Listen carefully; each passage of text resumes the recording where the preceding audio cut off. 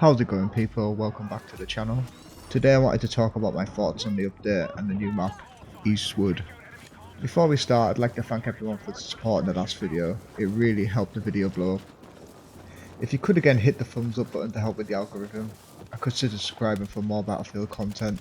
I'm already near my goal of 50 subs by the end of the year, so this will be a big help.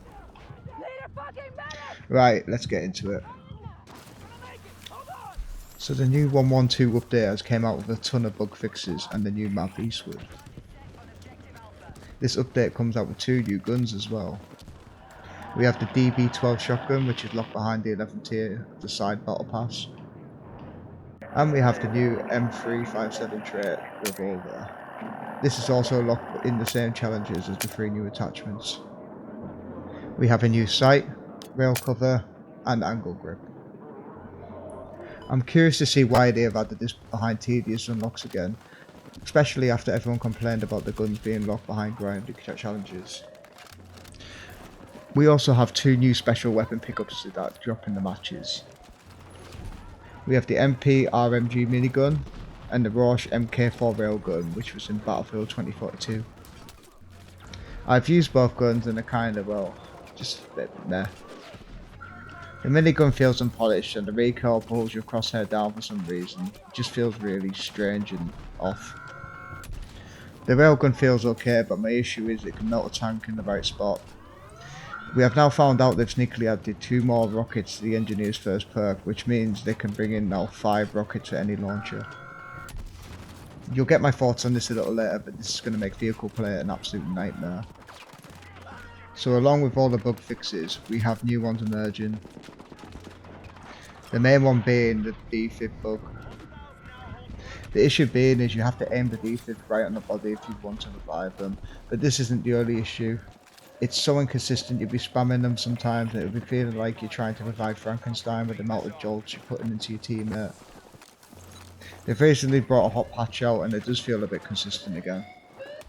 So they've announced today, after changes to the defibrillators and update 1.120 made them more demanding in terms of accuracy and target range, we've published a back-end update to bring the usability back in line with our original intentions. We have increased their hitboxes and range, which should make defibrillators feel more consistent with previous gameplay.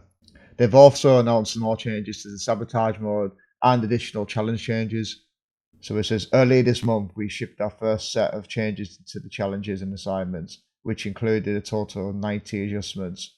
Today's update focuses on clear and more consistent descriptions and criteria across challenges and assignments, as well as making some of the following challenges easy to achieve. This must be annoying to the people who grinded these out, but there is some really big changes in this. Biggest one for me is deal damage to the laser designated enemy vehicles using lock-on weapons. I thought this was a massive pain in the arse, but they've scrapped this. They've also scrapped the suppress enemies with LMGs challenge. I thought this was another massive pain in the arse.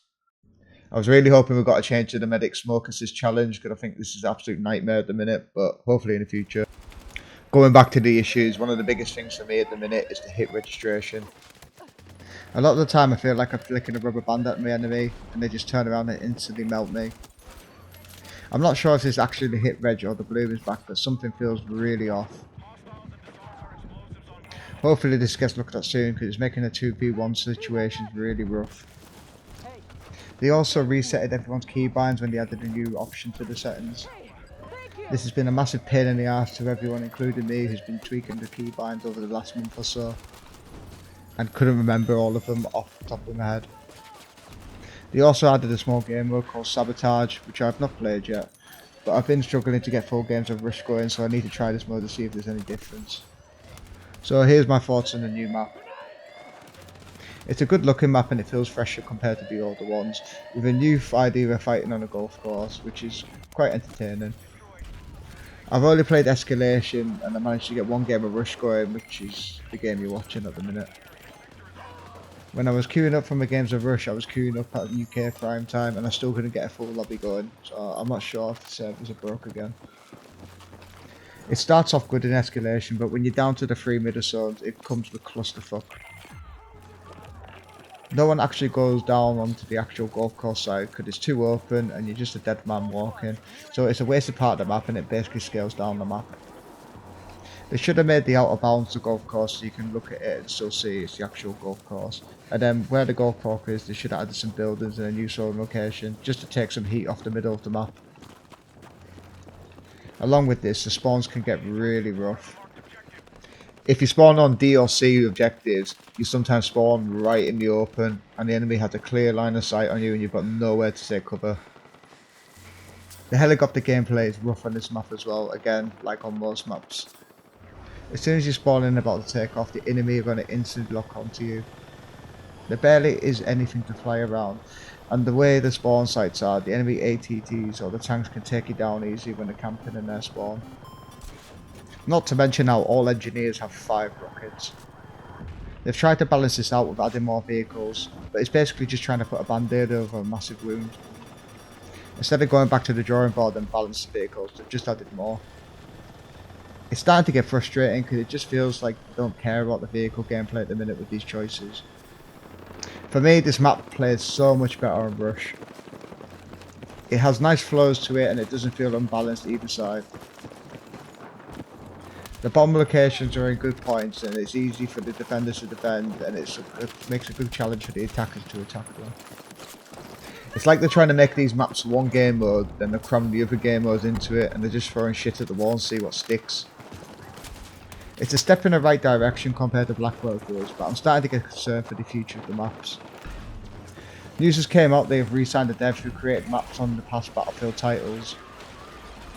He was one of the main inspirations behind Siege of Cairo, which coincidentally is one of the best maps for me. What do you think though? Do you like the new map and the update? Is there anything you would change?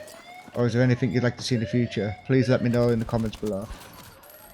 We've got a good game here, just needs a lot of love, so I hope the developers get on it. Thank you for watching the video, and again, thank you for all the love in the last video. I really appreciate it, and I'll see you in the next one.